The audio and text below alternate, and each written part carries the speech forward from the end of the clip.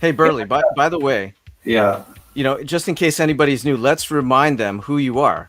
You're Burleigh Drummond from the five-time Grammy-nominated band Ambrosia. And and did I tell you that I put together a trailer for us, an intro clip? Because No. because those are your fantastic songs with Ambrosia. But do you remember when we recorded the album in the '90s? Right? Mm-hmm. That Yeah. was a lot of fun. So stay tuned for this. This is our intro clip right here.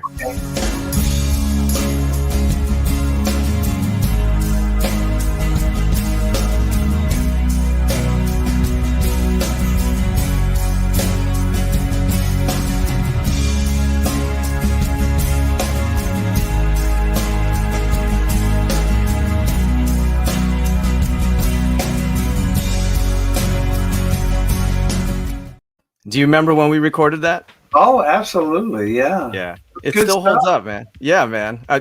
How did you like seeing yourself, like, in this montage, young Burleigh, current Burleigh?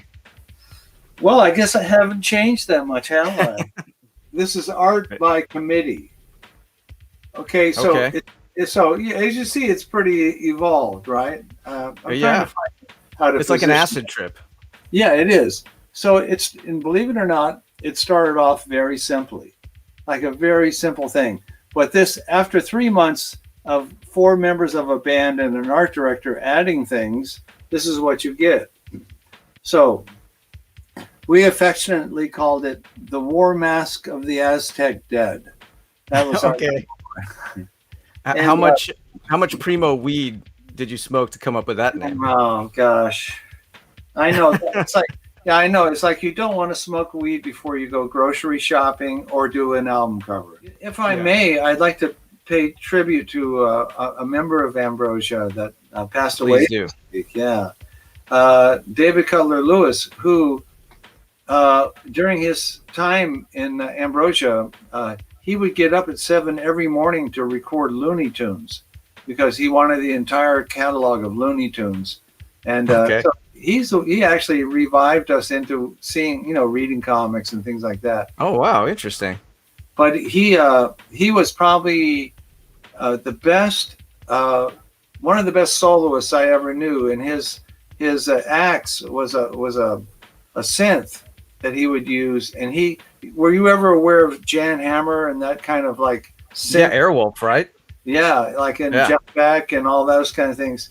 He could do things like when he would play, you'd see guitar players pack up their axe and walk walk out of the room, and he would do it on a keyboard with pitch bend. He was a monster, and he did some of the best solos on the Ambrosia records, like "Living on My Own."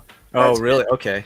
all That's that him. kind of, yeah, he could wail, and he had this flaming red hair.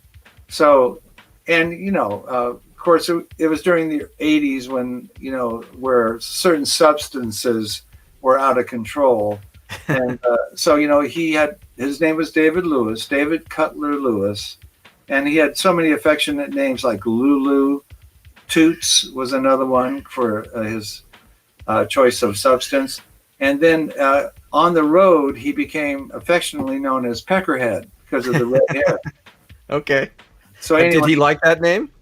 oh, he would fire back with his own brands for us, So he didn't have a choice whether he liked it or not. But he passed away. He passed away this week. So, Yeah. this is Yeah, you a- were telling me, man.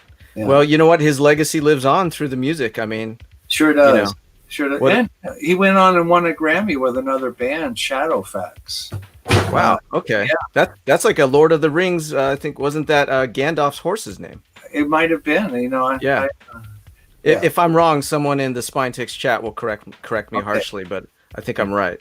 Great. Man, well, what I love about you coming on here is that we get a little bit of classic rock Ambrosia trivia tidbits. It's fun.